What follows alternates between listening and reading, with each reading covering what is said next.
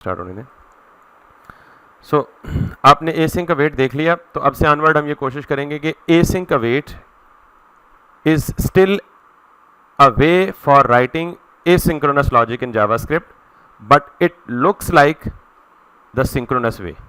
यानी आपको बजाय इसके कि प्रॉमिस के dot then dot then dot then change करके वो एक कंफ्यूजिंग सेंटेक्स जो बाज़ लोगों को लगता है, तो हम एसिंक का वेट से क्या कर रहे हैं, कोड दिखने में ऐसा लग रहा है कि ये क्या है, सिंक्रोनस है, हालांकि ये स्टिल क्या है, एसिंक्रोनस है। ये जस्ट आज की बात मैंने इससे स्टार्ट करनी है।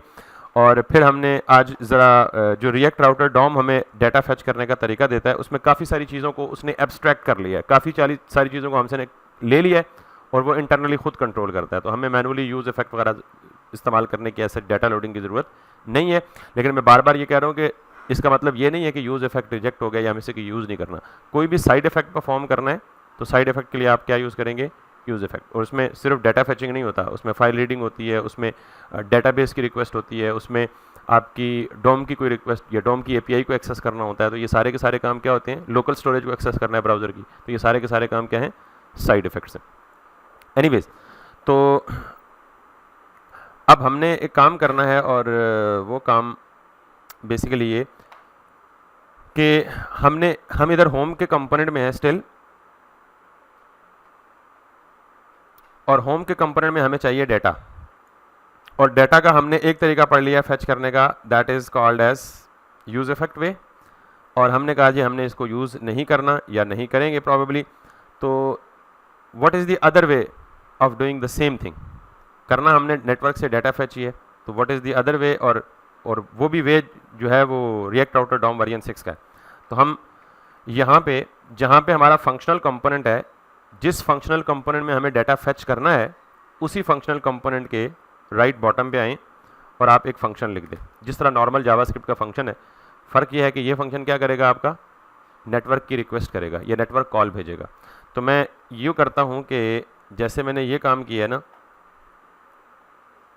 ये वाला फंक्शन डिफाइन किया है, मैं एज इट इज़ ये फंक्शन यहाँ डिफाइन कर देता हूँ। दिस टाइम ये फंक्शन कंपोनेंट से बाहर है, ठीक है। और मैं इस फंक्शन को just for the sake of simplicity पहले मैं ये करता हूँ। अब ऑब्वियसली जब मैंने इस फंक्शन को वहाँ से बाहर निकाल दिया तो ये लोकल स्टेट तो कहाँ अवेलेबल थी, इस फंक्शन के अंदर ही अवेलेबल थी ना। तो इसका मतलब ये है कि अब ना तो ये स्टेट, यानी यहाँ तो स्टेट अगर मैं डिक्लेयर करूँ तो ये यहाँ तो एक्सेसिबल ही नहीं है। आपको पता है फंक्शन का स्कोप, जिस फंक्शन में कोई वेरिएबल डिक्लेयर किया जाता है वो उसी फंक्शन के अंदर एक्सेसिबल होता है, उससे बाहर एक्सेसिबल नहीं होता।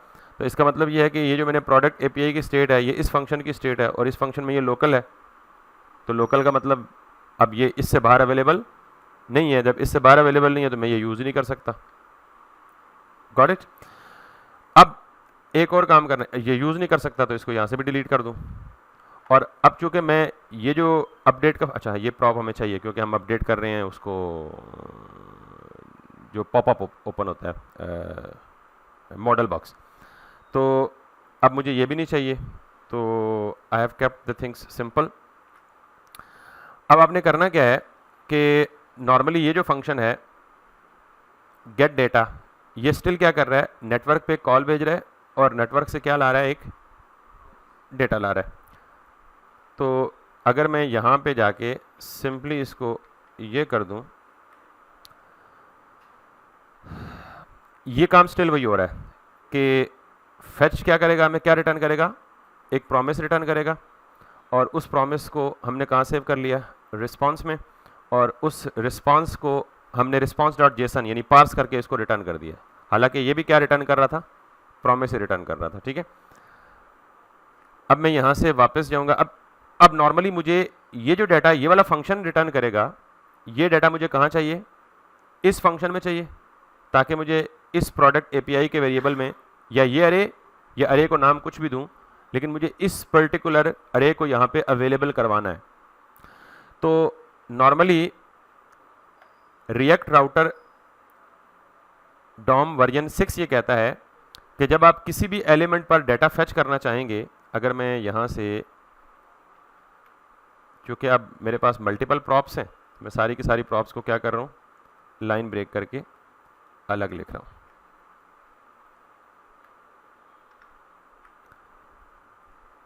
तो बेसिकली अब ये वाला प्रोडक्ट मैं यहाँ से पास तो नहीं कर रहा ना, क्योंकि ये तो तब की बात थी जब हम होम के कंपोनेंट में डाटा इंपोर्ट कर रहे थे और एज अ प्रॉप अगले कंपोनेंट में पास कर रहे थे, तो मैं इसको भी रिमूव कर सकता हूँ।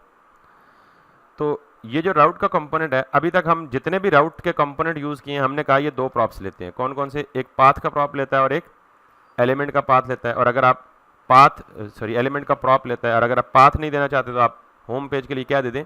इंडेक्स दे दें। यानी इन अदर वर्ड्स हमने राउट के कंपोनेंट के लिए 3 प्रॉप्स पढ़े हैं। राउट के कंपोनेंट के लिए 3 प्रॉप्स पढ़े हैं। कौन कौन से? एक पाथ, एक एलिमेंट और एक इंडेक्स। अगर मैं यहाँ रिएक्ट राउटर डॉम वर्जन 6 की डॉक्यूमेंटेशन में जाऊं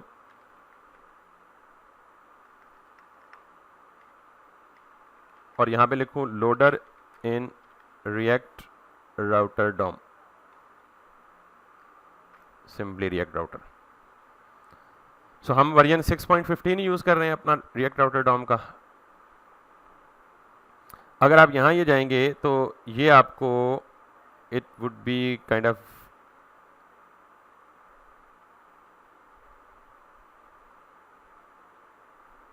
अच्छा, बेसिकली इसने, मैंने आपको कहा था राउटिंग करने के 2-3 तरीके हैं, 2 तरीके तो आपको बताए हैं, तीसरा नहीं बताया। तो इसने बेसिकली ये कॉन्सेप्ट यूज़ किया हुआ है राउट का। लेकिन आपने सिर्फ यहाँ से मैं एक चीज़ आपको बताऊँगा कि ये जो जैसे एलिमेंट है हमारे कंपोनेंट का एक प्रॉप, जैसे पाथ है हमने अभी देख लिया हमारे कंपोनेंट में एक प्रॉप, वैसे ही एक और प्रॉप अवेलेबल है, उसका नाम क्या है? लोडर। और इस लोडर प्रॉप में क्या करेंगे? हम एक लोडर फंक्शन पास करेंगे। इसने फंक्शन को डिफाइन यहीं पे कर दिए, हमने उस फंक्शन को अलग अपने होम के कंपोनेंट में लिख दिया। That doesn't make difference any, ठीक है। तो हमें पता क्या करना था कि हमारे पास एक लोडर का प्रॉप अवेलेबल होता है। तो आप सिंपली यहाँ पे जाएं और यहाँ पे क्या करें? इसमें तीसरा प्रॉप दे दें लोडर। अब इस लोडर में नॉर्मली हमें क्या कर सकते हैं कि नाम से जाहिर है कि आप लोडर फंक्शन में क्या करते हैं, नाम से जाहिर है कि लोडर का मतलब क्या है? It is going to load something. और लोड क्या करेगा? ऑब्वियसली डाटा लोड करेगा। कहाँ से करेगा? सर्वर से करेगा। अब 2 पॉसिबिलिटीज है। एक पॉसिबिलिटी तो ये है कि अच्छा ये लोड करेगा कब और लोड करके देगा किसको? तो रिएक्ट राउटर डॉम में ये जो राउट के अंदर लोड का प्रॉप है ये इस फंक्शन को एग्जीक्यूट करेगा और यहाँ वो फंक्शन दिया जाएगा जो नेटवर्क से क्या करेगा? डाटा को लोड करेगा। डाटा को यानी जो ही ये राउट आएगा, स्लैश आएगा, it is going to render this component. But अगर इसको पता लगेगा हाँ यार इसका एक प्रॉप लोडर भी है, तो ये कंपोनेंट को रेंडर करने से पहले क्या करेगा? लोडर फंक्शन चलाएगा, लोडर फंक्शन से डाटा को लोड करेगा और उस डाटा को लोड करने के बाद इस कंपोनेंट में क्या कर देगा? अवेलेबल कर देगा और फिर इस कंपोनेंट को लोड करेगा। सिंपली दो स्टेप्स करेगा in cutting the story short. जब किसी भी राउट पे लोडर का प्रॉप अवेलेबल होगा तो लोडर के अगेंस्ट हम क्या देंगे? फंक्शन देंगे। तो ये राउट इस कंपोनेंट को रेंडर करने से पहले लोडर फंक्शन को एग्जीक्यूट करेगा, डाटा फेच करके प्रोवाइड करेगा किसको? इस होम के कंपोनेंट को या जिस भी कंपोनेंट के साथ आपने लोडर का प्रॉप यूज किया हुआ। तो अब आप अंदाजा कर सकते हैं या गेस कर सकते हैं कि जब भी हमें जिस कंपोनेंट में भी डाटा फेच करवाना होगा सर्वर से, उस कंपोनेंट के साथ हम क्या प्रॉप पास करेंगे? एक एडिशनल लोडर कंपोनेंट पास। ठीक।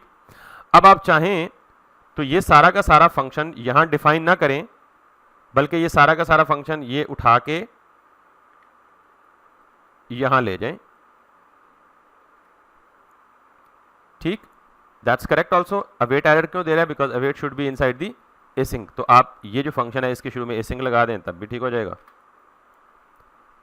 एक तरीका तो ये है, लेकिन चूंकि यहां बहुत ज्यादा खिचड़ी बन जाएगी, अभी कुछ और प्रॉप्स भी यूज करने हैं तो बहुत ज्यादा कंजेशन हो जाएगी कोड की, तो इसलिए मैं यहां पे क्या करूंगा? इस फंक्शन को डिफाइन उधर ही रखूंगा और यहां से इस फंक्शन को क्या कर लूंगा? एक्सपोर्ट कर लूंगा। एक्सपोर्ट कॉन्स्ट गेट डेटा, और इस गेट डेटा को आप कहां इस्तेमाल करूंगा? इंपोर्ट करके यहां कॉल कर लूंगा। तो एक ही बात है ना, फंक्शन को डिफाइन इधर कर दें इनलाइन, या फंक्शन को डिफाइन उधर ही रहने दें और उसको कॉल इधर कर लें। ये एक सेपरेशन ऑफ कंसर्न हो जाएगा, जरा ज्यादा नीटनेस और क्लीननेस हो जाएगी। तो अब मैं जाके पहले क्या करूंगा? इंपोर्ट। आपको पता है कि मैं करली ब्रैकेट्स में क्यों कर रहा हूं इंपोर्ट? क्योंकि ऑब्वियसली ये डिफॉल्ट नहीं है, नेम्ड एक्सपोर्ट है। ठीक है, डिफॉल्ट इंपोर्ट या एक्सपोर्ट हो तो हम उसे बगैर ब्रैकेट को यूज़ करते हैं जैसे डील। तो अब इस गेट डाटा को मैं यहाँ से उठाऊंगा और आके यहाँ पे कॉल करूँ। Make sense? अब ये हो गया मतलब नीट एंड क्लीन, इसमें कोई ज़्यादा एक्स्ट्रा फिलोसफी भी नहीं हुई या रॉकेट साइंस भी नहीं हुई। अब होना क्या है कि मैंने कहा है कि रिएक्ट राउटर डॉम इंटरनली जब किसी राउट के प्रॉप्स में लोडर की प्रॉप को देखेगा, ये लोडर फंक्शन एग्जीक्यूट करेगा। लोडर फंक्शन एग्जीक्यूट होगा तो क्या होगा, नेटवर्क पे रिक्वेस्ट जाएगी, रिक्वेस्ट आके ये फंक्शन रिटर्न कर देगा क्या, जो भी रिस्पॉन्स इसके पास आएगा। अब हमें ये पता है, ऑलरेडी कल हम देख चुके हैं कि rest.json इटसेल्फ रिस्पॉन्स है, सॉरी प्रॉमिस है। तो इस प्रॉमिस को भी हमें रिजॉल्व करने की जरूरत नहीं है, ये भी रिएक्ट राउटर डॉम खुद करेगा। इस प्रॉमिस को रिजॉल्व करके हमें क्या दे देगा, रिजल्ट दे देगा। अब जब ये डाटा फेच हो गया, प्रॉमिस रिजॉल्व हो गया, तो ये डाटा ये ऑटोमेटिकली किस तक पहुंचा देगा, होम तक पहुंचा देगा। तो अब आखिरी स्टेप ये है कि हम इस होम में वो डाटा एक्सेस कैसे करेंगे। प्रीवियसली तो हम प्रॉप्स के जरिए एक्सेस करते थे ना, अब उसने प्रॉप्स तो भेजी नहीं, अब उसने इंटरनली रिएक्ट राउटर डॉम ने खुद ही लोडर वाले कंपोनेंट के अंदर डाटा को क्या कर दिया, अवेलेबल कर दिया। तो अब सवाल है कि एक्सेस कैसे करेंगे। तो here is another concept that comes into play. हमारे पास एक हुक है जो कि again React router DOM version 6 में, मैं बार बार डॉक्यूमेंटेशन को इसलिए ओपन कर रहा हूँ और साथ दिखा रहा हूँ कि अगर आपको सिंटैक्स ना भी याद रहे तो आपको पता होना चाहिए कि देयर इज अ डॉक्यूमेंटेशन और there is a place from where actually we can get the complete guideline of. तो मैं यहाँ पे कहूँगा जी यूज लोडर डाटा,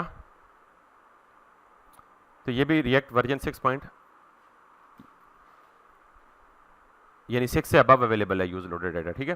तो इसको यूज कैसे करते हैं आप, सिंपली ये देख लें, यूज लोडेड डाटा ये बिल्ट इन होगा। अच्छा मैंने आपको ये पहले बताया हम कितनी हुक्स अब पढ़ चुके हैं, यूज स्टेट की हुक पढ़ चुके हैं, यूज इफेक्ट की हुक पढ़ चुके हैं और यूज पैरम की हुक पढ़ चुके हैं, और अब क्या पढ़ रहे हैं, यूज लोडेड डाटा। तो ये हुक्स जितनी भी हैं ये बिल्ट इन होती हैं, या तो ये यानी कुछ हुक्स हैं जो रिएक्ट में बिल्ट इन है, जैसे यूज इफेक्ट और यूज स्टेट किसकी हुक्स हैं, रिएक्ट की बिल्ट इन हुक्स हैं। लेकिन यूज पैरम्स किसकी हुक थी, रिएक्ट राउटर डॉम की। यूज लोडर डाटा जो अभी यूज करने लगा हूं ये भी किसकी हुक है, रिएक्ट राउटर डॉम की, ठीक है। तो आप ये अंदाजा ये देख लें कि import use loader data from React router DOM, ठीक है। So what I am going to do is मैं यहां से इसको इंपोर्ट कर रहा हूं और यहां पे जाके ये दो चीजें मुझे यहां नहीं चाहिए, मुझे यहां पे सिर्फ क्या चाहिए, यूज लोडर डेटा। और हुक को इस्तेमाल करने का तरीका सेम होता है, जहां भी आपने हुक यूज किया, hook is just like a function, यानी एक स्पेशल फंक्शन होता है और ये आपको रिटर्न करेगा क्या, लेट सपोज जो भी रिटर्न करेगा हम उसको किसी वेरिएबल में सेव कर लेते हैं। हमारे केस में ये क्या है, प्रोडक्ट्स हैं, प्रोडक्ट्स में सेव कर लेते हैं। क्लियर होगी बात। अब इस प्रोडक्ट को या तो हम कंसोल लॉग करके भी पहले देख सकते हैं और उसके बाद या हम इसे डायरेक्ट यहाँ भी उठा के देख सकते हैं, ठीक।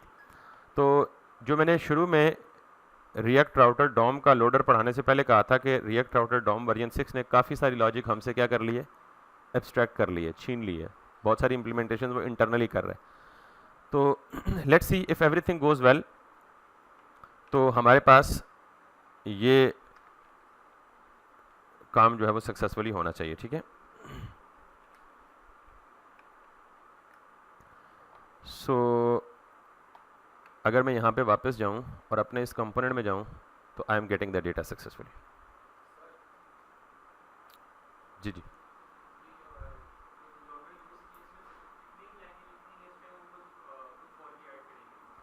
किस चीज़ में,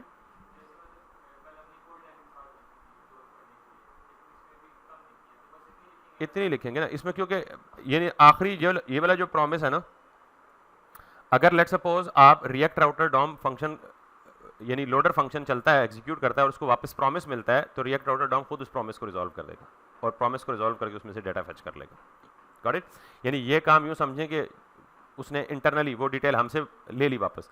अगर आप मैनुअली करेंगे तो वो सारे स्टेप आपको करने पड़ेंगे, लेकिन अब हम मैनुअली नहीं कर रहे हैं, अब हम किसकी सपोर्ट ले रहे हैं, लाइब्रेरी की सपोर्ट ले रहे हैं, और वो लाइब्रेरी कौन सी है, रिएक्ट राउटर डॉम वर्जन 6। लेकिन आपको तरीके दोनों अवेलेबल दोनों पता होने चाहिए, किसी भी वक्त किसी भी जगह कोई भी तरीका यूज़फुल हो सकता है या आपको यूज़ करना पड़ सकता है। या इनफैक्ट जो कल बताया था आपको कि अगर आप किसी लेगेसी कोड में हैं, आपने कोई पुराना कोड देखा है, तो उसमें तो ऑब्वियसली ऐसा कोड जिसमें React router DOM version 6 use ही नहीं हुआ, तो फिर वहाँ आप क्या काम करेंगे, वहाँ लोडर को ढूंढते फिरेंगे, वहाँ तो लोडर होगा ही ना ऑब्वियसली। तो आपको तरीका वो मैनुअल भी आना चाहिए और तरीका ये भी आना चाहिए। ये बात क्लियर होगी सबको? तो अब इसका मतलब ये है कि हम लेट्स सी कि if we move away from the component and if we move back to this component, it still is loading.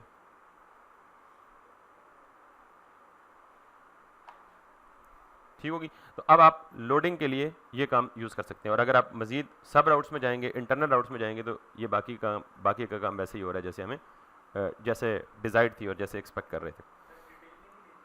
Sorry, वो तो ऑलरेडी सारा काम ऑलरेडी पहले से हो रहा है ना, कि आप यहाँ से कार्ड में भेज रहे हैं, इसी प्रोडक्ट की अरे के अंदर से एक एक प्रोडक्ट निकाल के कार्ड में भेज रहे हैं, और फिर अगला काम कार्ड में हो रहा है कि कार्ड में आप लिंक में डाला हुआ है सारे के सारे को, और उस लिंक में आप यहाँ से क्या भेज रहे हैं, आईडी भेज रहे हैं। तो डिटेल का सारा डिपेंड कर रहा है आपके मेन प्रोडक्ट की लिस्ट पे। तो मेन प्रोडक्ट आ रहा है तो डिटेल भी आ रहा है। हाँ, एक और काम कर सकते हैं आप, और एक्चुअली वही काम करना चाहिए जब आप सर्वर से डाटा फैच कर रहे हो, कि अगर मैं आपको यहाँ पे जाऊँ और फेक जेसन या फेक स्टोर एपीआई को दिखाऊं, तो यहाँ पे मैंने आपको एपीआई के स्टार्ट में बताया था ना कि एपीआई के एंड पॉइंट्स होते हैं। यानी मिसाल के तौर पे आपका सर्वर पे पड़ा हुआ एक रिसोर्स है प्रोडक्ट का, तो एक प्रोडक्ट के रिसोर्स के लिए कितने एंड पॉइंट्स होंगे? मेरे ख्याल में 5।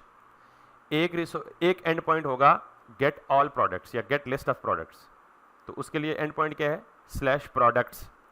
दूसरा एंड पॉइंट होगा सिंगल प्रोडक्ट, यानी get single product by ID, तो उसके लिए एंड पॉइंट क्या होगा? /प्रोडक्ट्स/id। फिर एक एंड पॉइंट होगा ऐड न्यू प्रोडक्ट, तो उसके लिए एंड पॉइंट क्या होना चाहिए? /प्रोडक्ट्स/new या /add। एंड पॉइंट तो खुद बनाना ना, कितने हो गए? 3। फिर एक होगा प्रोडक्ट को डिलीट करने के लिए, तो क्या होना चाहिए? /प्रोडक्ट/delete/id। और फिर आखिरी 5वां होगा उसी प्रोडक्ट को क्या करना चाहिए? अपडेट भी करना चाहिए, /प्रोडक्ट/update/id, यानी किसी एक पर्टिकुलर प्रोडक्ट को अपडेट करना है। तो जितने भी आपके रिसोर्सेज सर्वर पे पड़े होते हैं, उन पे ये 5 एंड पॉइंट्स लाजमी बनते हैं उनके। तो अगर हम फेक स्टोर एपीआई को देखें तो इसने हमें ये एंड पॉइंट्स दिए हुए देखें, और साथ में बताया हुआ भी है ये गेट क्या है, पोस्ट क्या है, पुट क्या है, पैच क्या है, डिलीट क्या है। इसके बारे में थोड़ा सा आगे चलेंगे, आगे चल के पढ़ेंगे। ये बेसिकली HTTP मेथड्स हैं, और ये 4-5 HTTP मेथड्स हैं जो नॉर्मली यूज़ होते हैं। ये देख लें सबसे पहले, ये कौन सा एंड पॉइंट है? /प्रोडक्ट्स। इस एंड पॉइंट को हिट करेंगे तो हमें क्या मिलेगा? List of all products. ये क्या है? /प्रोडक्ट/id। इस एंड पॉइंट को हिट करेंगे तो हमें क्या मिलेगा? Single product. ये क्या है? /प्रोडक्ट/कैटेगरीज। अच्छा, इसने आगे वो अपडेट और डिलीट नहीं दिया, और अपडेट और डिलीट उसने यहाँ पे दिया हुआ है। मुझे पता है बेसिकली पुट अपडेट होता है, लेकिन चूंकि मैंने अभी आपको बताया नहीं है तो आप मुझ पर ट्रस्ट कर लेंगे ये अपडेट के लिए, ठीक है? तो अपडेट के लिए ये एंड पॉइंट है। पैच, बेसिकली पैच और पुट सिमिलर चीज़ें होती हैं, इन्हें अपडेशन के लिए इस्तेमाल होती हैं। इनमें फ़र्क ये है कि पैच अगर पूरे रिसोर्स को अपडेट करना हो तो पुट इस्तेमाल करते हैं, और अगर पार्शियली अपडेशन करनी हो, यानी पूरे रिसोर्स में हो सकता है ना, प्रोडक्ट का नेम है, प्रोडक्ट की टाइटल है, प्रोडक्ट की डिस्क्रिप्शन है, प्रोडक्ट की प्राइस है, अगर पूरे प्रोडक्ट की सारी इन्फॉर्मेशन को अपडेट करना है तो देन पुट होगा, और अगर आप उस प्रोडक्ट की कोई एक individual piece of information update करनी है, जैसे सिर्फ प्राइस करनी है या स्टॉक करना है, तो फिर पैच होता है। यानी ये दोनों अपडेट के लिए इस्तेमाल होते हैं, और आखिर में डिलीट। तो ये सारे के सारे एंड पॉइंट्स हमें किसी एक पर्टिकुलर रिसोर्स के लिए मिलते हैं। अब मिसाल के तौर पे मेरा जो एक इंडिविजुअल प्रोडक्ट है वो अगर मुझे फेच करना हो तो मैं ये काम कर सकता हूं कि मैं ये नॉर्मली डिटेल पेज ये है, और यहां पे मेरा एक इंडिविजुअल प्रोडक्ट डिस्प्ले हो रहा है। अभी जो मैं हरकत कर रहा हूं ना, ये मैनुअल काम कर रहा हूं स्टिल, और ये काम उस सूरत में अच्छा है, या अच्छा था इनफैक्ट, जब हमारा डाटा कहां से आ रहा था?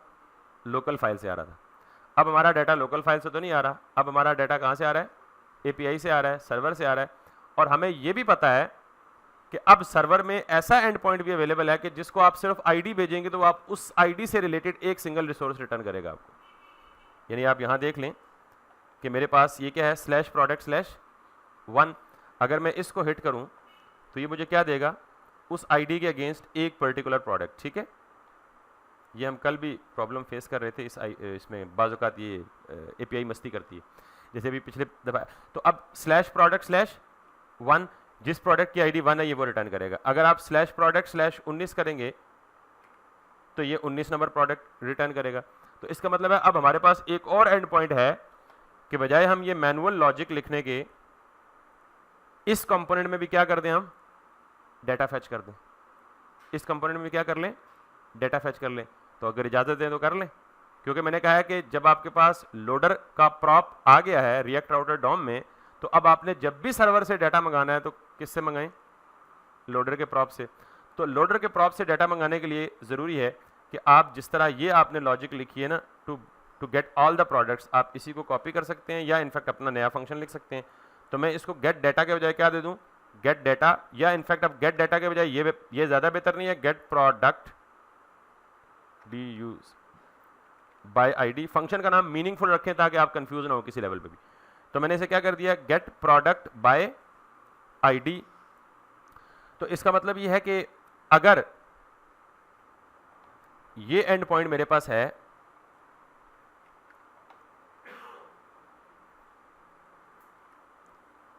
स्लैश प्रोडक्ट्स और स्लैश मुझे क्या भेजना है, आईडी भेजनी है। अब ये आईडी स्टैटिक तो नहीं भेजनी, क्योंकि हर दफ़ा 19 तो नहीं भेजनी, बल्कि जो आईडी मुझे यूआरएल से मिलेगी वही आईडी मुझे यहाँ भेजनी है।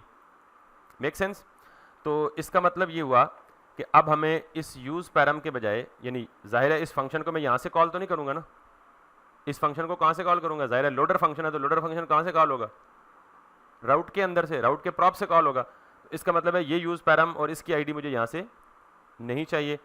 तो अगर ये आईडी यहाँ नहीं चाहिए तो ऑब्वियसली ये कंपैरिजन भी फजूल है फिर। Making sense? तो इसका मतलब है इन दोनों लाइनों को मैं क्या कर रहा हूँ, यहाँ से सीधा सीधा कमेंट कर रहा हूँ। अब आपके पास ना प्रोडक्ट डॉट टाइटल अवेलेबल होगा, ना प्रोडक्ट डॉट डिस्क्रिप्शन अवेलेबल होगा, ना प्रोडक्ट डॉट प्राइस अवेलेबल होगी, क्योंकि ये सारा का सारा किस पे डिपेंड कर रहा था, इस प्रोडक्ट पे डिपेंड कर रहा था। ये किस पे डिपेंड कर रहा था, आईडी पे डिपेंड कर रहा था। ठीक, खैर। तो अब हमने क्या किया, एक लोडर फंक्शन बना लिया जिसको हमने क्या किया, गेट प्रोडक्ट बाय आईडी। अब इसकी ये जो आईडी है ना, ये डायनामिक होगी। अब वो आईडी कहाँ पे आएगी कि जब हम यहाँ पे इस गेट प्रोडक्ट बाय आईडी को कॉल करेंगे, तो कॉल कहाँ करेंगे, ऑब्वियसली डिटेल के कंपोनेंट के ऊपर, क्योंकि मैं सिंगल प्रोडक्ट की डिटेल कहाँ चाह रहा हूँ, कहाँ आए मेरे पास, डिटेल के पेज के अंदर आए ना। तो मैं इसका लोडर फंक्शन कहाँ कॉल करूँगा, ऑब्वियसली जहाँ डिटेल कंपोनेंट रेंडर हो रहा है। तो आप देख रहे हैं डिटेल कंपोनेंट के पास एक इन्फॉर्मेशन है कि ये इस वेरिएबल में क्या रिसीव करेगा, आईडी या पैरामीटर। आप क्योंकि मैंने कहा कि यूआरएल में अगर कॉलन के साथ कोई वेरिएबल्स हैं तो उसमें क्या रिसीव होगा, आपके यूआरएल पैरामीटर्स। कि यूआरएल में आप स्लैश के साथ जो भी लिखते हैं, स्लैश स्लैश स्लैश, वो क्या होते हैं, यूआरएल पैराम्स होते हैं। तो मैं इसके साथ भी अब यही काम करने लगा हूँ जो एग्जैक्टली इसके साथ किया, ऊपर वाले के साथ।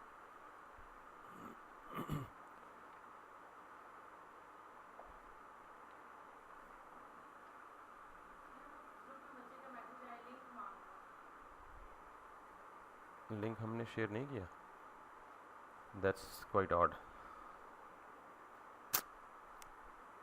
हमने रिकॉर्डिंग भी स्टार्ट नहीं की, नहीं रिकॉर्डिंग स्टार्ट है थैंकफुली। तो ये कैसे पॉसिबल है कि हमने, अच्छा मीटिंग मेरे ख्याल में एंड हो गई है, स्टार्ट तो की थी ना, आई एम श्योर की थी तो मेरे तो ज़्यादा बुढ़े हो गए, मुझे याद है मैंने की थी यार।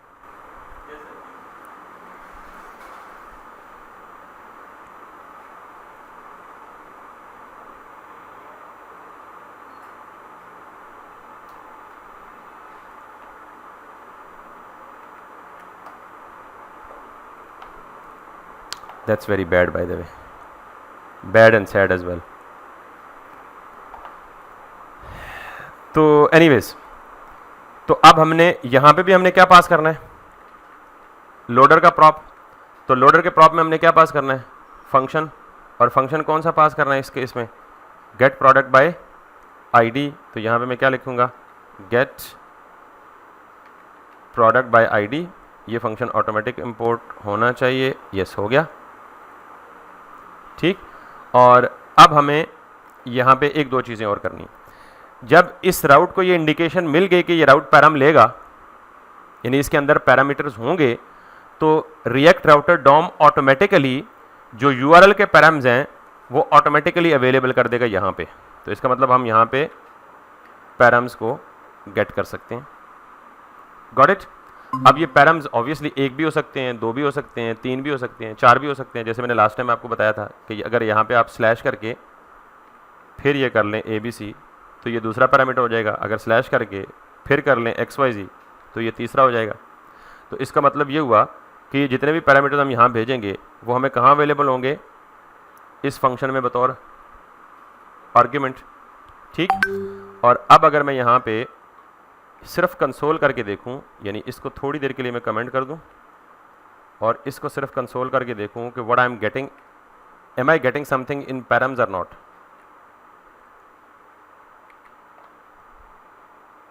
अब सिर्फ डिटेल के पेज में मैं जाऊँगा तो मुझे क्या मिलना चाहिए, कंसोल लॉग मिलना चाहिए। क्यों? क्योंकि मैं ऑलरेडी डिटेल के पेज पे लोडर कंपोनेंट को रेंडर किया हुआ है। तो ये क्या करेगा, डिटेल के कंपोनेंट को रेंडर करने से पहले ये इस फंक्शन को क्या करेगा, ट्रिगर करेगा। जब इस फंक्शन को ट्रिगर करेगा तो यहाँ पे मुझे क्या मिलेगा अंदर आके, सिर्फ console. So let's go to the detail page. मैं ऑलरेडी डिटेल पेज पे हूँ, ठीक है। सो लेट्स सी, ये एरर क्यों दे रहा है, आप सेल्फ एक्सप्लेनेटरी है। You defined a loader for route but didn't return anything from your loader function. Loader function को कुछ ना कुछ क्या करना चाहिए, रिटर्न करना चाहिए। तो मैंने तो सब कुछ कमेंट किया हुआ है, रिटर्न कुछ नहीं कर रहा, that's why this is an error. But हमें कंसोल में जो चीज़ हम देखना चाह रहे हैं वो हमें मिलनी चाहिए। तो कैन यू सी दिस, बाकी डिटेल भी मिल रही है लेकिन हमें जो चीज़ चाहिए वो क्या है, पैरम्स है। तो इसका मतलब ये है कि जब लोडर फंक्शन को हम कॉल करेंगे तो लोडर फंक्शन के अंदर जो पैरम्स अवेलेबल होंगे वो क्या होगा, एक ऑब्जेक्ट होगा।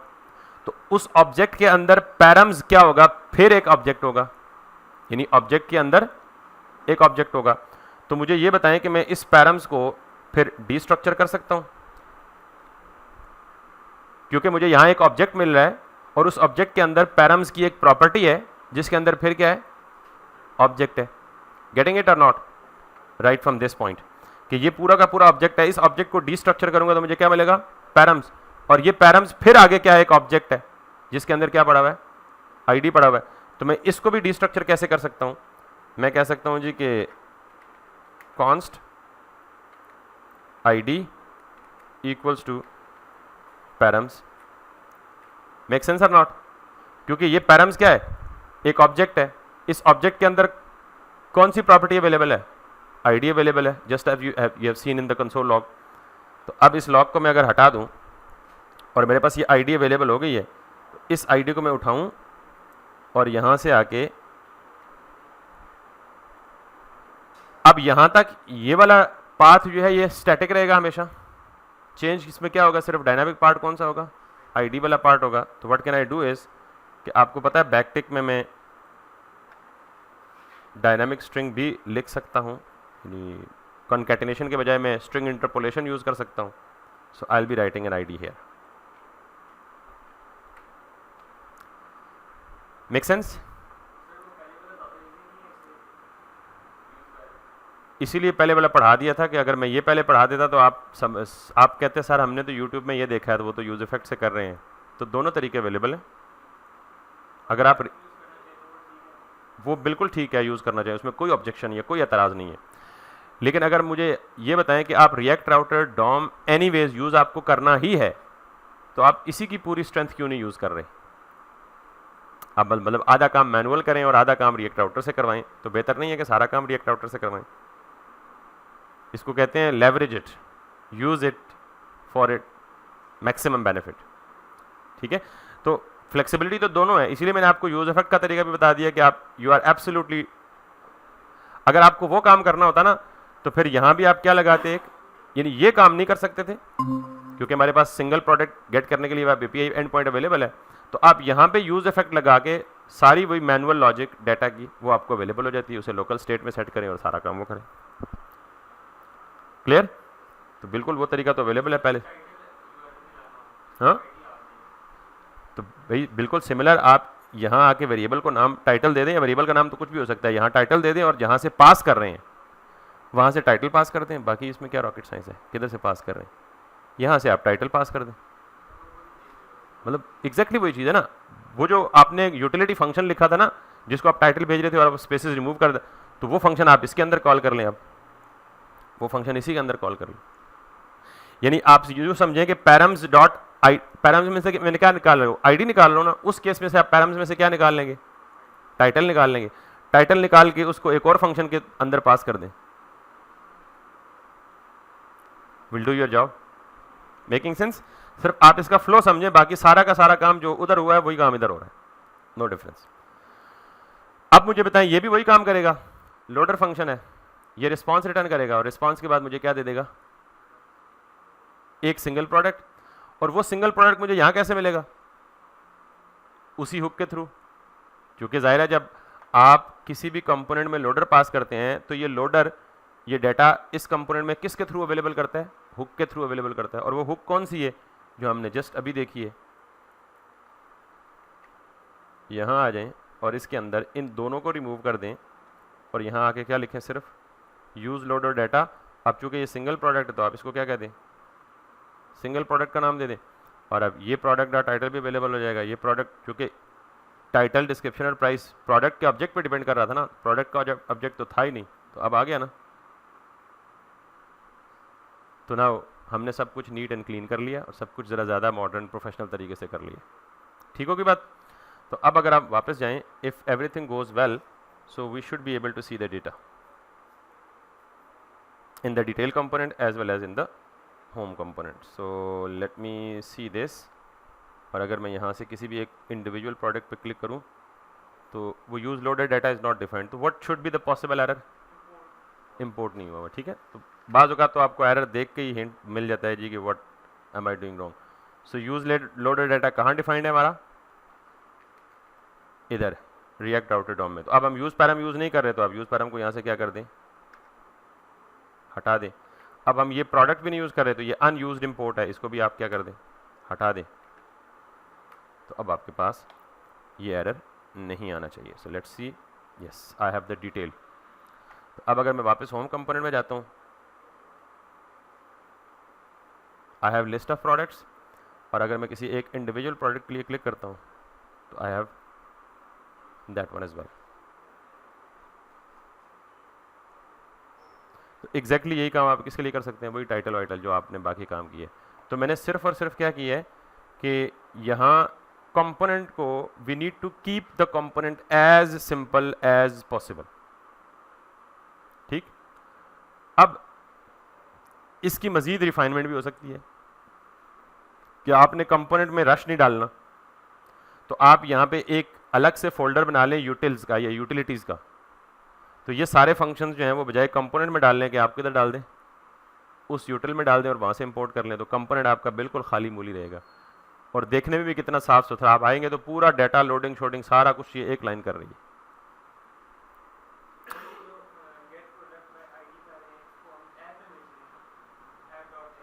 ऐप में भेजेंगे नहीं, इसको हमने यहाँ से एक्सपोर्ट किया और चूंकि हम अब डाटा फैचिंग किसके थ्रू कर रहे हैं, रिएक्ट राउटर डॉम के जरिए कर रहे हैं, तो इसलिए हमें जो राउट मिले हैं उन राउट्स में हमें एक प्रॉप दे दी गई है कि आप इस प्रॉप को इस्तेमाल करके डाटा को फैच कर सकते हैं। तो अब हमने इस कंपोनेंट को डिफाइन, यानी इस फंक्शन को डिफाइन यहाँ किया, ये डाटा फैच कर रहा है। डाटा फैच करके ये किसको, यानी यहाँ पे इसे इंपोर्ट किया, डाटा फैच करके किसको दे रहा है, लोडर को दे रहा है। बाकी का सारा काम किसका है, डाटा उधर पहुँचाना और बाकी सारे काम, बाकी सारे मामलात इसके, वो इसने करना है। नहीं, ये स्टेट लिफ्टिंग तो नहीं हुई ना। स्टेट लिफ्टिंग तो क्या होती है बेटा कि आप चाइल्ड से पेरेंट में डाटा भेजें या फंक्शन कॉल भेजें थ्रू प्रॉप्स। ठीक है, हाँ वैसे अगर एक तरह से, लेकिन वो डायरेक्ट फंक्शन में एज अ प्रॉप तो नहीं पास हो रहा ना, हम इसको ज़ाहिर है इंपोर्ट करके as a separate function import करके यूज़ कर रहे हैं। आप इसको स्टेट लिफ्टिंग नहीं कह सकते। ठीक है, यहाँ तक क्लियर है सबको। तो अगर आप चाहें मज़ीद सेपरेशन ऑफ कंसर्न, तो आप यहाँ पे जैसे आपने बनाया ना पेजेस का फोल्डर, कंपोनेंट का फोल्डर, तो सोर्स के फोल्डर के अंदर एक और बना रहे हैं, उसको क्या नाम दे दें, यूटिल्स, यानी यूटिलिटी फंक्शंस। यूटिलिटी फंक्शन से क्या मुराद है, जो आपकी ऐप के लिए सपोर्टिव फंक्शंस है, जैसे कन्वर्ट टाइटल टू स्लग, वो जो मैंने कल फंक्शन बताया था कि आप ऐसा फंक्शन लिखें जिसको आप टाइटल दें और आपको वापस क्या रिटर्न करें, स्लग बना के रिटर्न करें, तो वो क्या आपका यूटिलिटी फंक्शन है। इस तरह ये डाटा फैचिंग फंक्शन, इनको भी आप इन सारों को क्या कर लें, अलग फाइल में रख लें और अलग फाइल से इंपोर्ट करके रख लें ताकि आपके कंपोनेंट साफ सुथरे हो जाएं। तो आप वो सारे काम किधर कर सकते हैं, यूटिल्स में कर सकते हैं। ठीक है, यूटिल्स का मतलब utility functions. I am not making it but you can make it. और अगर ना भी बनाए तो कोई हर्ज नहीं। तो यहाँ तक समझ आ गया बात। तो मेरे ख्याल में राउटिंग पे हमने काफ़ी सारा टाइम स्पेंड कर लिया है। राउटिंग ख़त्म नहीं हुई और ये ख़त्म होगी भी नहीं, काफ़ी ज़्यादा चीज़ें हैं इसमें, काफ़ी डेप्थ है, लेकिन एटलीस्ट जितनी हमारी ज़रूरत थी हमने उतनी ज़रूरत क्या कर ली है, पूरी कर ली है। अच्छा,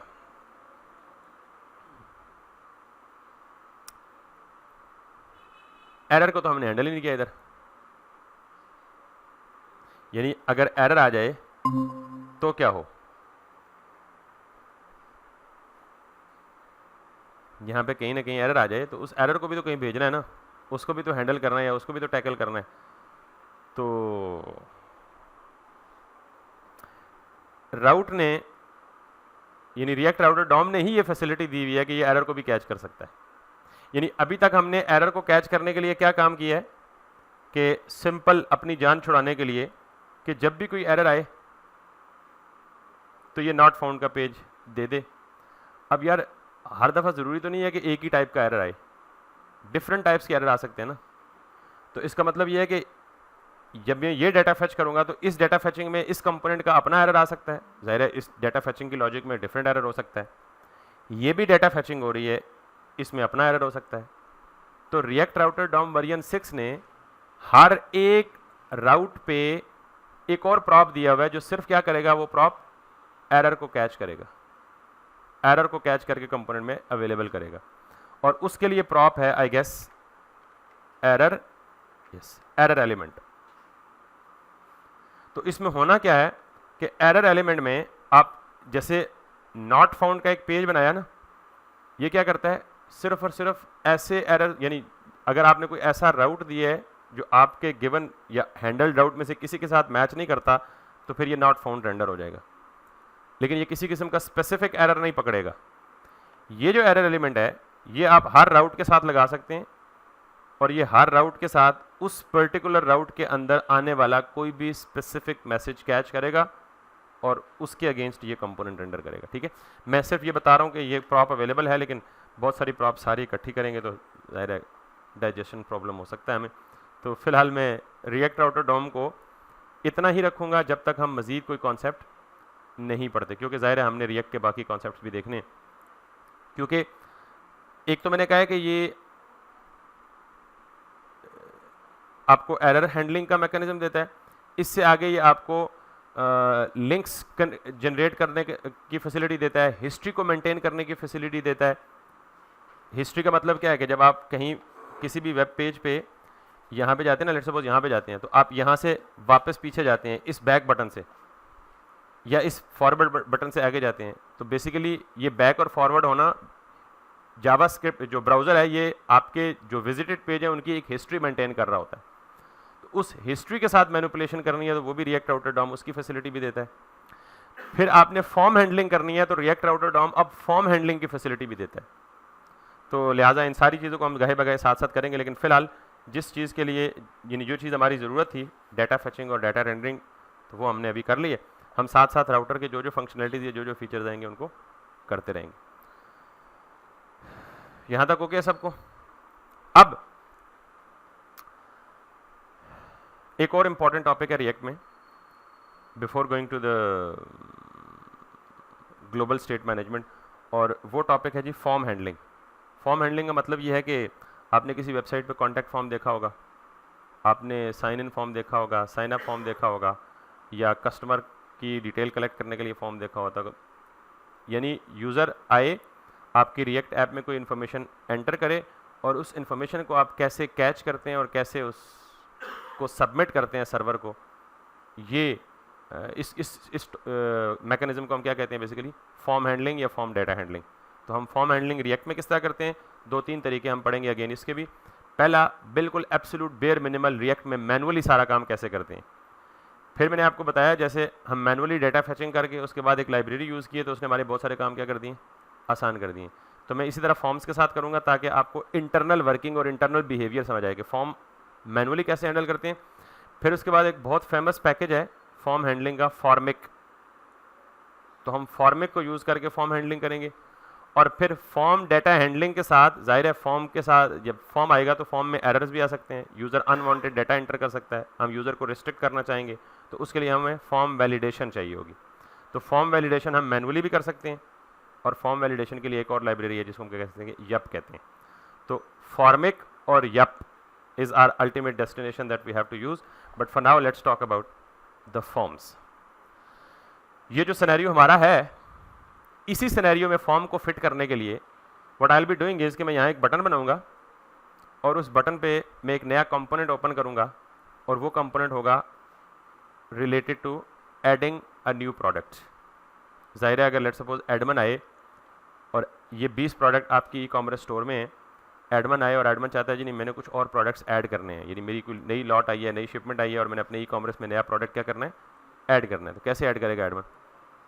ऑब्वियसली कोई ना कोई ऐसा मैकेनिज्म होना चाहिए, कोई ना कोई ऐसा फॉर्म होना चाहिए, कोई ना कोई ऐसा वे होना चाहिए जिसमें हम एडमन को डाटा एंट्री की फैसिलिटी दें, एडमन वो डाटा एंटर करे और वो डाटा किधर चला जाए, हमारा डाटाबेस का पार्ट बन जाए। तो अभी एक और प्रॉब्लम है, हमारे पास डाटाबेस तो है नहीं और रिमोट एपीआई स्टोर डाटा हमारा करेगी नहीं क्योंकि वो लिमिटेड एक्सेस होती है। तो फिर हम एक और अल्टरनेट वे पढ़ेंगे, लेकिन पहले फॉर्म पढ़ लें फिर बताऊंगा कि हम इसको कैसे हैंडल करेंगे। सो आर यू रेडी? ज़हन बन गया कि हम क्या करने लगे? अब अभी तक हमने किया है सर्वर से डाटा गेट किया है, अब हम करेंगे सर्वर पे डाटा पोस्ट। गेट का मतलब है सर्वर से डाटा लाना और अपनी एप्लीकेशन में शो करना, और पोस्ट का मतलब है अपनी एप्लीकेशन में यूजर से डाटा कलेक्ट करना और उसको कहाँ भेजना, सर्वर पे भेजना। For that we need a form, और मैं जल्दी से एक कंपोनेंट बना लेता हूँ। कंपोनेंट बनाना सबको आता है, तो वो पेज कंपोनेंट होगा। क्यों पेज कंपोनेंट होगा मैं उसके बारे में बताऊंगा। एड प्रोडक्ट डॉट JSX, इसको RFCE ये करूँगा और ऐड प्रोडक्ट को पहले राउट में ले आऊँगा ताकि क्लिक करने पे मैं ऐड प्रोडक्ट को क्या कर सकूँ, ओपन कर सकूँ। So let's come back here. यहाँ पे मुझे एक और राउट चाहिए, इसको आप कॉपी कर लें, इसी के नीचे या उसी के ऊपर भी कर सकते थे। ऐड प्रोडक्ट के लिए मैं ऐड प्रोडक्ट राउट देता हूँ और इसके लिए कंपोनेंट कौन सा रेंडर कर देता हूँ, ऐड प्रोडक्ट। Got it? अब अगर मैं यहाँ पे जाऊँ और यहाँ पे लिखूँ स्लैश ऐड प्रोडक्ट तो मेरे पास ऐड प्रोडक्ट आ गया। अब ये लेआउट के अंदर आया तो ये आपने देख लिया कि हमने लेआउट एक ही दफ़ा बनाया, बाकी हमें कहीं भी लेआउट की ज़रूरत, मतलब वो ऑटोमेटिकली वो काम हो रहा है। तो अब हमने किसको डिज़ाइन करना है, ऐड प्रोडक्ट के कंपोनेंट को। लेकिन डिज़ाइन करने से पहले अभी तो मैं मैनुअली ऐड प्रोडक्ट लिख रहा हूँ, यहाँ एक बटन होना चाहिए ना ऐड प्रोडक्ट का। तो मुझे वो बटन ऐड करने के लिए क्या करना होगा, वापस जाना है कंपोनेंट में, नेव में जाना है और जहाँ ये 3 बटन ऑलरेडी एडेड हैं इनमें एक और बटन लगा दूंगा और इसको क्या कहूँगा जी, that is going to be add new product, और इसको क्या कहूँगा, ऐड मेक श्योर के ये वाला पाथ और ये वाला पाथ दोनों एग्जैक्टली सिमिलर होने चाहिए। ठीक है, अगर आपने प्रैक्टिस की होगी तो आपको ऑलरेडी अंदाज़ा होगा। तो अब मुझे मैनुअली लिखने की ज़रूरत नहीं पड़ेगी। What I need to do is about में जाके, कॉन्टैक्ट में जाके ऐड न्यू प्रोडक्ट में यहाँ पे ऐड आ जाएगा। ठीक हो गया? अब मुझे ऐड न्यू प्रोडक्ट में क्या चाहिए, एक फॉर्म चाहिए जिसमें कितनी फील्ड्स हों, कितनी फील्ड्स होनी चाहिए, इतनी। देखें एक प्रोडक्ट में यूज़र से क्या लेंगे, आईडी हम नॉर्मली नहीं लेते, आईडी हम ऑटो जनरेट करते हैं, क्योंकि आईडी अगर यूज़र से लें तो यूज़र गलती से या जानबूझ के 2 प्रोडक्ट की सेम आईडीज़ दे सकता है।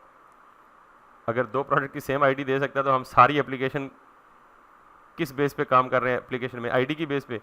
तो अगर आईडी यूनिक नहीं रहेगी तो हमारी सारी एप्लीकेशन का सत्यानाश हो जाएगा। ठीक है, तो इसलिए तो हम कितनी इनपुट फील्ड्स देंगे फॉर्म में, title, price, description 3, category 4, image 5 और इमेज के लिए भी इमेज अपलोड वाला बटन देंगे, और फिर रेटिंग 6। तो रेटिंग, यूज़र की रेटिंग हम क्या देंगे, कोशिश करेंगे कि वो जैसे स्टार नहीं होता, यूज़र पिक करता है 1 स्टार रेटिंग देता है, 2 स्टार रेटिंग देता है, ताकि हम वो यूज़र से वही स्टार रेटिंग लेंगे और बैकएंड पे हम उसके अगेंस्ट नंबर खुद वक्त से, सॉरी हाँ रेटिंग का ऑप्शन, रेटिंग बल्कि yes you are right absolutely, कि रेटिंग हम नहीं देंगे बल्कि रेटिंग का जो फीचर है वो किसको देंगे, क्लाइंट को या कस्टमर को, तो हम ये रेटिंग नहीं करेंगे। हम कितने करेंगे? टाइटल, प्राइस, डिस्क्रिप्शन, कैटेगरी और इमेज, 2, 4 और 5 फील्ड्स हमें डालनी है। तो हम जल्दी से डिज़ाइन करने के लिए हमारे पास टाइम ज़ाहिर नहीं है, हम डिज़ाइन तो नहीं पढ़ रहे, तो हम गेट बूटस्ट्रैप के अंदर जाके बना बनाया फॉर्म उठाएंगे और उस फॉर्म को हम यूज़ करेंगे।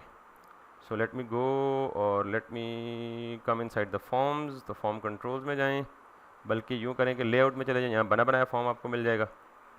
तो फॉर्म ग्रिड भी है और हमारे पास कोई थोड़ा सा 1 2 3 4 5, आई गेस इसमें से हम कुछ डिलीट कर देंगे। तो मैंने इसको कॉपी कर लिया इस पूरे फॉर्म को, बने बनाए लेआउट को, और यहाँ आके मैंने इसको भी क्लोज़ कर दें, वी डोंट नीड, इसको भी क्लोज़ कर दें और इस पर आ जाएं और यहाँ आके इस डिव के अंदर आप इस फॉर्म को पेस्ट कर दें। आपको पता है एरर आने के चांसेस क्या हैं? पहली बात तो यह कि आपने सारे के सारे अनपेड टैग्स को ढूंढना है और पेड बना लेना है। तो आप इस इनपुट को भी क्लोजिंग टैग दे दें, इस इनपुट को भी क्लोजिंग टैग दे दें, फिर इस इनपुट को भी क्लोजिंग टैग दे दें, इस इनपुट को भी क्लोजिंग टैग दे दें और इस इनपुट को भी क्लोजिंग टैग दे दें, देन दिस, नॉट दिस,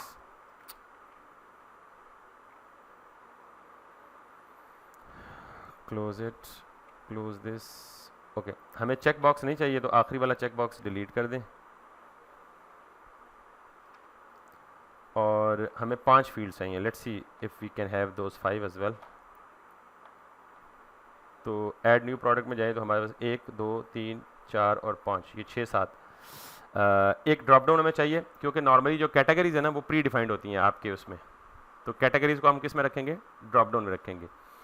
तो एक ड्रॉप डाउन छोड़ेंगे, 1 2 3 4 और ये 5, यानी हमें सिटी और जिप हटा दूँ तो पूरा हो जाएगा। सिटी एंड जिप, ये जिप है, इसको हटा देता हूँ और ये सिटी है, इसको भी हटा देता हूँ। कंट्रोल ए, कंट्रोल के, कंट्रोल एफ, फॉर्मेट हो गया। और देन लेट्स सी हमारा फॉर्म बना या नहीं बना। सो 1 2 3 4 5, तो हाँ, ये 12 वालों को हम 6 कर लेते हैं ताकि हमारा फॉर्म थोड़ा सा, या यूँ समझ लें कि आप इसको क्या कर लें, क्लास नेम W50, बहुत बड़ा फॉर्म बुरा लग रहा है। सो दैट सीम्स गुड, ठीक है। आखिरी वाला जो स्टेट है, वेयर इज़ द स्टेट, इसको भी आप क्या कर लें, 12 कर लें। सो 1 2 3 4 5, अब ये 5 को हमने इनको बेसिकली आप क्या कर सकते हैं, पैडिंग फ्रॉम ऑल साइड्स 5 कर दें, ये आ गया। तो अब हमने ईमेल पासवर्ड की जगह हमने क्या देना है, टाइटल, डिस्क्रिप्शन और जो भी हमें चीज़ चाहिए। तो हम क्या करेंगे, सबसे पहले करेंगे जी दिस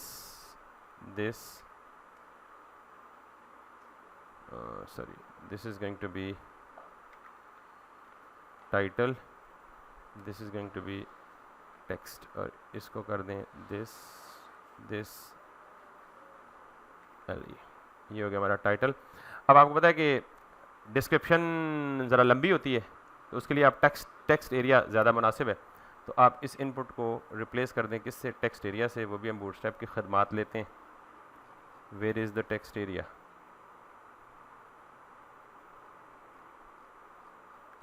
टेक्स्ट एरिया पता नहीं कहाँ मिलेगा। सो हम इसी को खुद बना लेते हैं text area, text area this, और टाइप की ज़रूरत पता नहीं होती है नहीं होती, text form control ID, description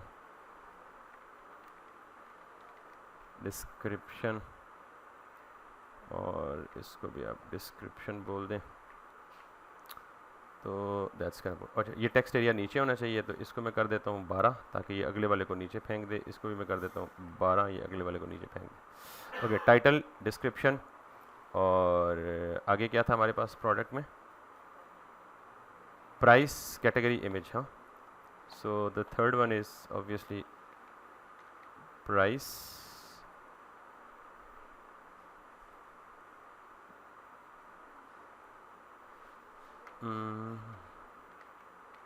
price text, that's good.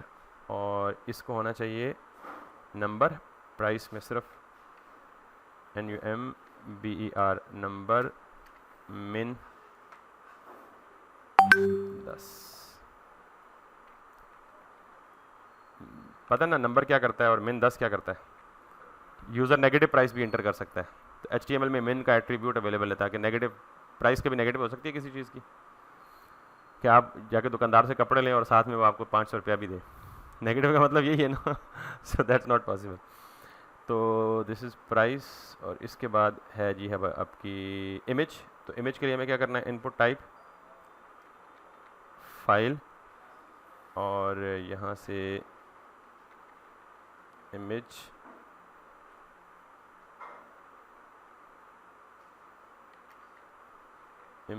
और यहाँ पे हम करते हैं जी upload image, and then last में कैटेगरी दिस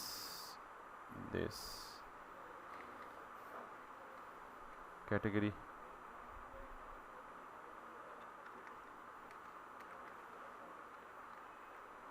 और यहाँ पे पहली कैटेगरी कौन सी है, फॉर एग्जांपल ज्वेलरी, और बाकी हम देख लेंगे क्या है। So let's see. So now we have the final form. Title यहाँ आएगा, डिस्क्रिप्शन आएगी, प्राइस यहाँ आएगी, और प्राइस ये मैं 6 दूँ, लेकिन 10 से कम नहीं दे सकता मैं, ठीक है, दैट्स लिमिटेशन। वैसे ये रिएक्ट में भी रिस्ट्रिक्ट कर सकते हैं, और फाइल में इमेज अपलोड करेंगे हम, और फिर ऑब्वियसली कैटेगरी यहाँ से सेलेक्ट करेंगे। So this is basically the basic design. एक काम और करना है आखिरी, कि जितनी भी क्लासेस हैं इसमें, ताकि वार्निंग से बच जाएं, class equals to be replaced with the class name equals 18 currencies हैं, सारी चेंज हो गई। So that's it. सो अब हमने क्या करना है, basically not sign in, rather this is going to be save product. तो अब हमने क्या करना है कि हम जो भी यहाँ पे इनपुट दें, उस इनपुट को हमने क्या करना है, कैप्चर करना है और किसी वेरिएबल में सेव करना है, और फिर इन तमाम इनपुट फील्ड्स की जब इन्फॉर्मेशन हम कैप्चर कर लें तो फिर हमने उस इन्फॉर्मेशन को कहाँ सबमिट करना है, सर्वर पे सबमिट करना है। That's an important concept. ये कम्प्लीटली न्यू टॉपिक भी है, इसलिए ज़रा इसको गौर से समझिएगा। सबसे पहली बात यह है कि हमने कहा था कि हम किसी भी कंपोनेंट का, हम अब ज़ाहिर है डाटा तो नहीं बोलते, अब स्टेट बोलते हैं ना, तो इसका मतलब है हमने कितने तरह का, यानी कितनी टाइप का डाटा यूज़र से कलेक्ट करना है। टाइटल 1, डिस्क्रिप्शन 2, इमेज 3, कैटेगरी 4 और 5 तरह का डेटा हमने यूज़र से क्या करना है, लेना है। तो ये डाटा सेव कहाँ करें हम, वेरी गुड, डाटा कहाँ सेव करते हैं हम, रिएक्ट के एप्लीकेशन में, स्टेट में। तो इसका मतलब हमें कितनी स्टेट्स चाहिए, 5 स्टेट्स चाहिए। अगर कोई बिल्कुल लेमैन होगा ना, तो वो मुझे कहेगा कि हम डाटा को सेव करेंगे स्टेट के अंदर, यानी 5 स्टेट्स डिक्लेयर करेंगे। यानी मिसाल के तौर पे मुझे यूज़र से जो ईमेल यूज़र इंटर करेगा वो मुझे स्टोर करनी है, तो उसके लिए मैं क्या कहूँ, एक कॉन्स्ट ले लेता हूँ, और कॉन्स्ट में मैं कहूँगा जी equals to use state this. अब चूँकि टाइटल क्या होगा, स्ट्रिंग होगा ना, तो ज़ाहिर है आने वाली वैल्यू स्ट्रिंग है, तो मैं इनिशियलाइज़ किससे करूँगा, उसे स्ट्रिंग से ही करूँगा। Make sense.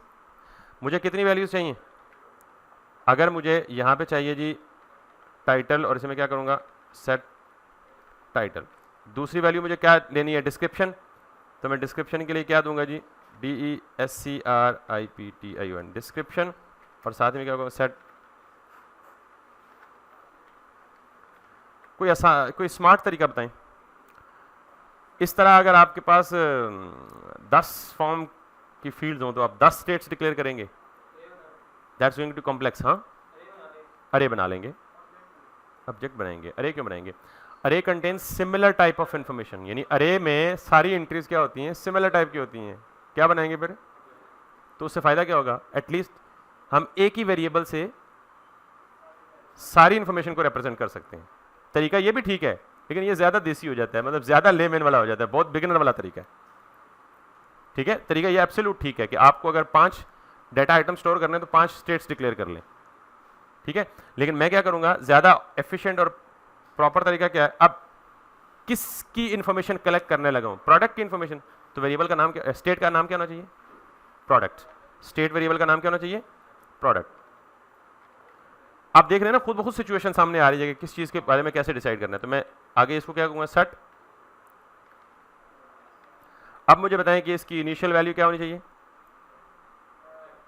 ऑब्जेक्ट होना चाहिए। इनिशियल वैल्यू क्या होनी चाहिए, अच्छा मुझे बताएं कि इनिशियल वैल्यू सिर्फ ये ऑब्जेक्ट काफी है,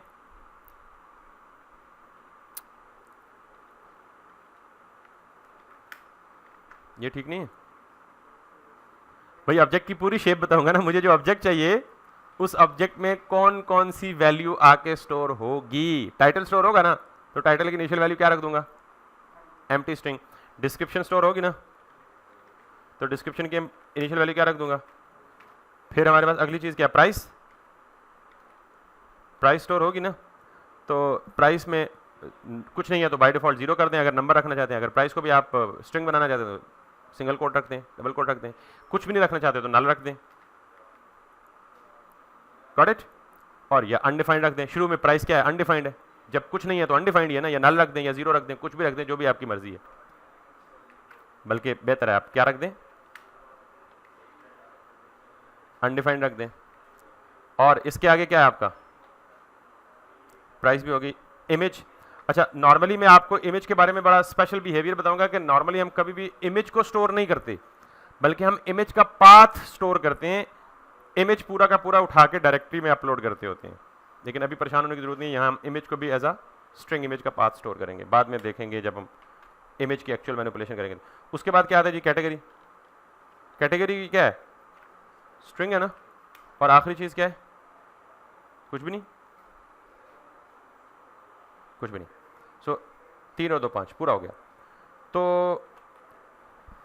ये तरीका ठीक है या 5 वेरिएबल्स वाला तरीका ठीक था, ये बेस्ट है। बिकॉज एक ही वेरिएबल से आप सारे के सारे प्रोडक्ट को, चूंकि प्रोडक्ट है ही एक, एंटिटी तो एक है, उसमें मल्टीपल टाइप्स की इन्फॉर्मेशन है। तो अब आपको अंदाजा होगा कि क्यों नहीं अरे, अरे इसलिए नहीं कि अरे में यानी वो किसी और पर्पस के लिए यूज होती है। तो अब हमें क्या करना है, हमें करना यह है कि use state is not defined. तो पता है आपको क्या हो गया, इंपोर्ट नहीं किया।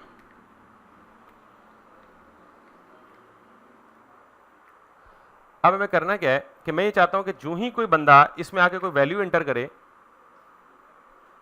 तो मैं उस वैल्यू को क्या करूं, ग्रैब करूं। और ग्रैब करके कहां डालूं, सेट प्रोडक्ट के अंदर एक प्रॉपर्टी को अपडेट करूं। अब याद रखिएगा वो म्यूटेशन और इम्यूटेशन वाली लॉजिक। जो ही कोई बंदा इसमें कुछ एंटर करे, तो मैं इस टेक्स्ट बॉक्स से वैल्यू क्या करूं, ग्रैब करूं। ग्रैब करने के बाद कहां भेजूं, सेट प्रोडक्ट के अंदर एक और प्रॉपर्टी जाके अपडेट करूं। तो अब मैं क्या करूंगा, इस ऑब्जेक्ट की एक एक प्रॉपर्टी को अपडेट करूंगा बारी बारी। तो पहली चीज ये है कि आपने इनपुट में जब कोई बंदा कैरेक्टर एंटर करे तो आपने उसको करना है, ग्रैब करना है। How would you actually be doing that, जब भी ये जो इनपुट का फंक्शन है ना, इसके अंदर एक फंक्शन आता है, जैसे बटन के ऊपर ऑन क्लिक आता है ना, इसके अंदर आता है ऑन चेंज। ऑन चेंज का मतलब ये है कि जब भी इस इनपुट में कोई वैल्यू चेंज हो तो ये फंक्शन ट्रिगर कर दो। Got it. कौन सा फंक्शन ट्रिगर कर दो, let me see, let me do that. मैं कहता हूं जी कि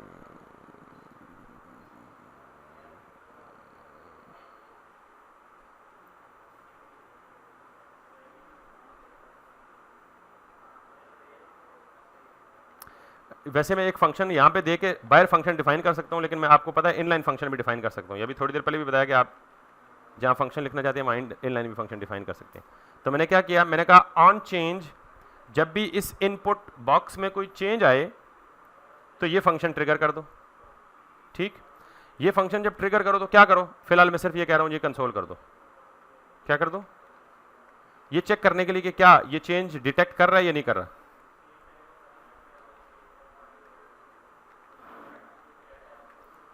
मैंने कहा जी जब भी पहले इनपुट बॉक्स टाइटल के अंदर यूजर कोई भी चेंज करे तो ये फंक्शन ट्रिगर कर दो। और ये कॉल बैक फंक्शन क्या कर रहा है, सिर्फ और सिर्फ कंसोल लॉग हेलो कर रहा है। Let's see if I am able to detect the change और नॉट। कंसोल लॉग में यहां आएगा चेंज मेरा।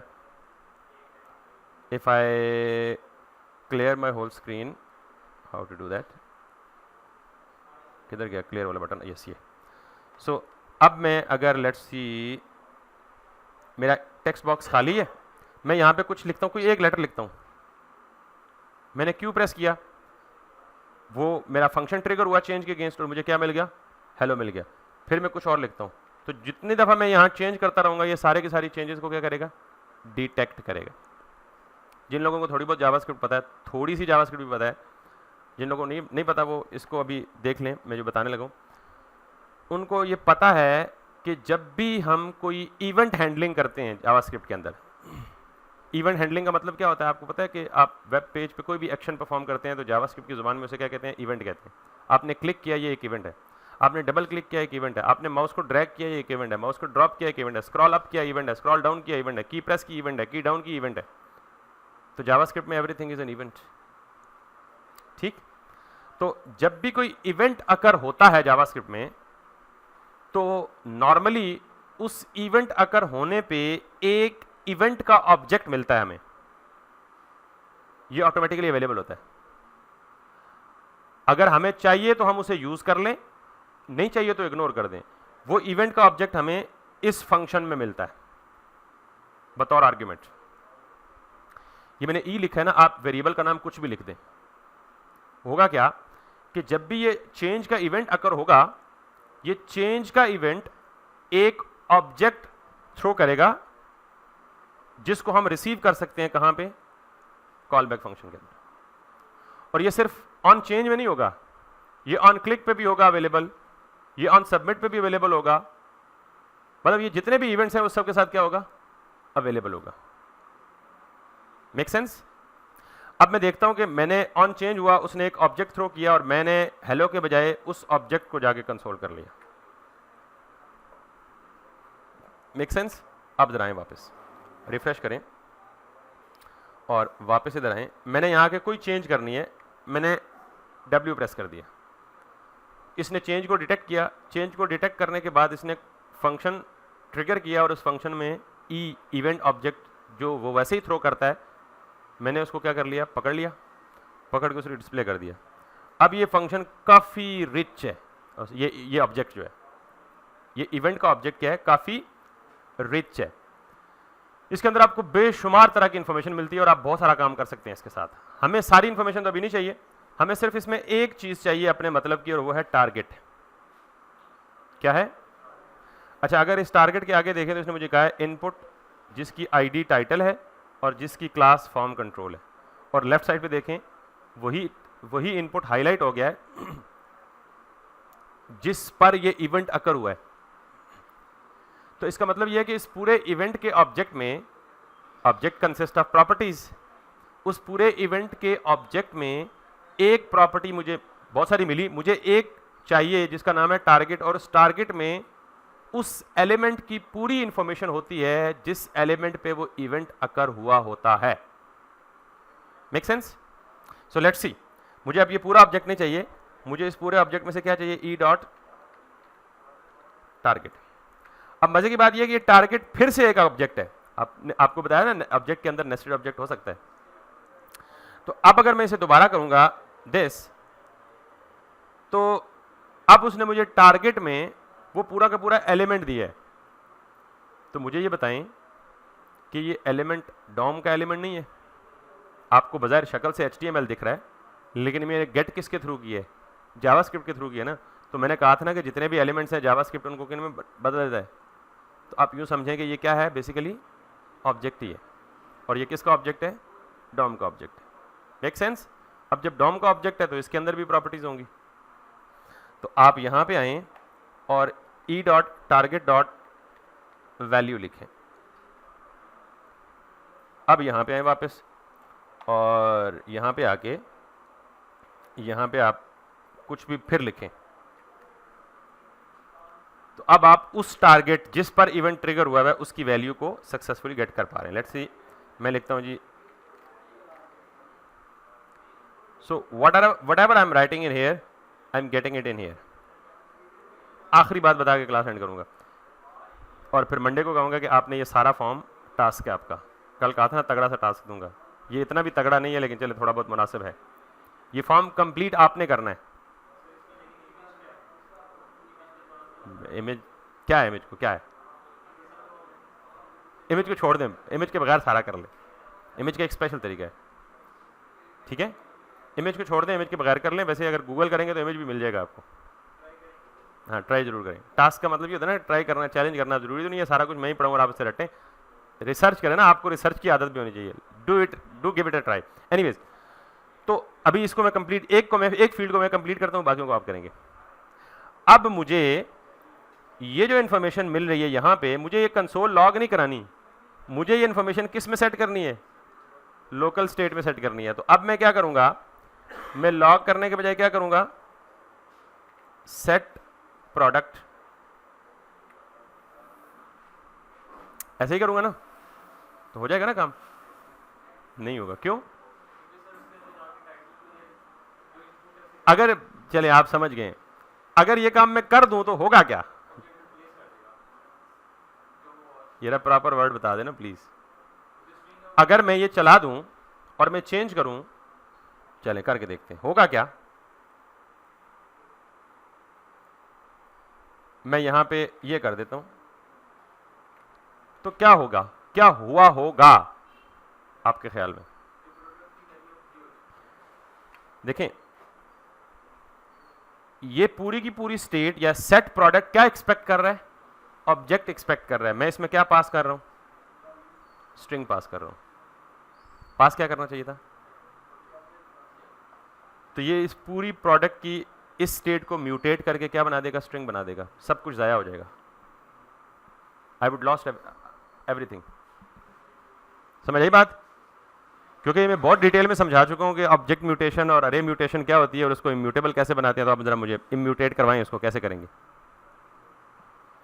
चले, मैंने इतना तो बता दिया, चेंज कहाँ पे होगी? यहाँ कोई चेंज होगी, क्या होगी? प्रॉब्लम सबको समझ आया बेटा? आपको प्रॉब्लम समझ आया? आपको प्रॉब्लम समझ आया? प्रॉब्लम ही समझ नहीं आया आपको? प्रॉब्लम समझ आया? प्रॉब्लम समझ आया आपको? आपको प्रॉब्लम समझ आ गया? अच्छा जी। ऑनलाइन वालों का शौक काफ़ी मठा हो गया, बहुत कम स्ट्रेंथ होती है हमारी, लेकिन वो ये पता नहीं क्या ड्रामा है यार, मीटिंग ही ख़त्म हो जाती है। बहरहाल, तो मेरे ख्याल में कोई मीटिंग ज्वाइन नहीं करता तो शायद खुद ब खुद एंड हो जाती है, अदरवाइज तो चलिए। एनीवेज, प्रॉब्लम आपको अगर समझ नहीं आया बेटा तो आप वो इम्यूटेशन वाला लेक्चर लाजमी सुने।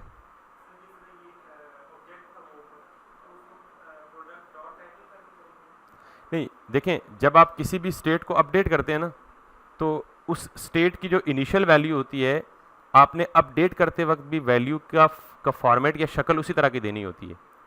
जैसे देख लें कि इसकी इनिशियल वैल्यू एक ऑब्जेक्ट है ना, तो सेट प्रोडक्ट अपडेट करते वक्त भी क्या एक्सपेक्ट कर रहा है? एक ऑब्जेक्ट एक्सपेक्ट कर रहा है। तो मैं क्या पास कर रहा हूँ? स्ट्रिंग पास कर रहा हूँ। तो ये इस पूरी स्टेट को ही ब्रेक कर देगा। तो हल, पहले उसको इम्यूटेट करेंगे। और वो कैसे करेंगे? इसको मैं कट करता हूं, ऑब्जेक्ट में रखता हूं, दिस समझ आई?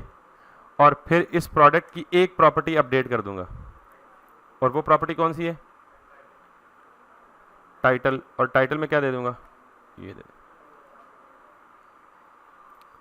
जिसको ये लाइन समझ नहीं आई ना, तो प्लीज प्लीज प्लीज वो जहां पे मैंने समझाया था ना, म्यूटेबिलिटी और इम्यूटेबिलिटी, वो लेक्चर लाजमी देखें, ठीक है? जिसको समझ आ गई है बहुत अच्छी बात है, और अगर जिसको समझ आ गई, आई वुड रिक्वेस्ट कि जिसको नहीं आई उनके साथ बैठ के थोड़ा सा डिस्कस कर लें इसको। बाय, ठीक है बेटा?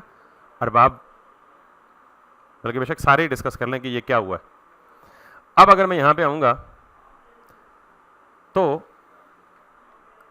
अब मुझे टेस्टिंग के लिए नहीं पता चलेगा ना कि क्या वाकई सही हो रहा है सब कुछ काम या नहीं हो रहा, कुछ नहीं पता चल रहा ना। तो मैं एक काम करूंगा, मैं यहाँ पे इस इनपुट के नीचे जस्ट टेस्टिंग के लिए, बाद में इसे रिमूव कर दूंगा, एक पैराग्राफ लिखूंगा। उस पैराग्राफ में आके प्रोडक्ट डॉट टाइटल, तभी पता चलेगा ना प्रोडक्ट डॉट टाइटल अपडेट हो रहा है या ब्रेक हो रहा है। लेट मी सी, यहाँ देखिएगा नीचे, इधर नीचे, गॉट इट? इसका मतलब मेरी स्टेट ब्रेक नहीं हो रही बल्कि ठीक काम कर रही है। If I remove everything it will be removed. ये नीचे देख रहे हैं ना आप, सब कुछ लाइव रियल टाइम अपडेट हो रहा है। सॉरी, सेव एक तो मेरी आदत है दबाना बार बार। समझ आ गई बात? ये काम आपने करना है सारे फॉर्म के लिए,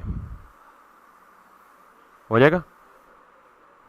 और जब सारे फॉर्म के लिए हो जाए तो फिर हम एंड पे इस फॉर्म को सबमिट करेंगे।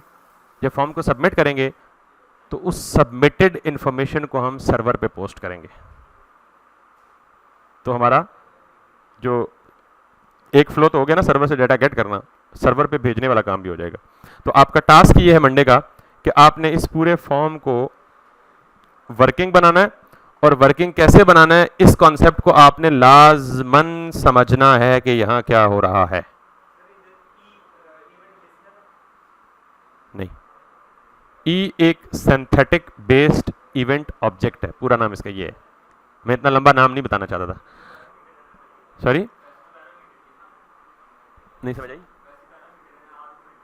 हाँ, एक यानी नॉर्मली जब इवेंट हैंडलिंग होती है ना, तो इवेंट हैंडलर ऑन क्लिक हो, ऑन चेंज हो, ऑन सबमिट हो, ऑन हॉवर हो, ऑन माउस ओवर हो, ऑन माउस लीव हो, जो भी इवेंट हो, वो एक ऑब्जेक्ट थ्रो करता है जिसके बारे में, जिस ऑब्जेक्ट में वो उस इवेंट से रिलेटेड सारी इंफॉर्मेशन हमें देता है।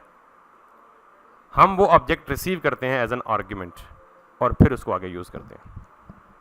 ठीक है, सिंथेटिक बेस्ड इवेंट ऑब्जेक्ट, वो ऑब्जेक्ट है ई। वो ई नहीं, वो कुछ भी हो सकता है, वेरिएबल नाम तो आपकी मर्जी का हो सकता है, ए हो सकता है, बी हो सकता है, लेकिन ई।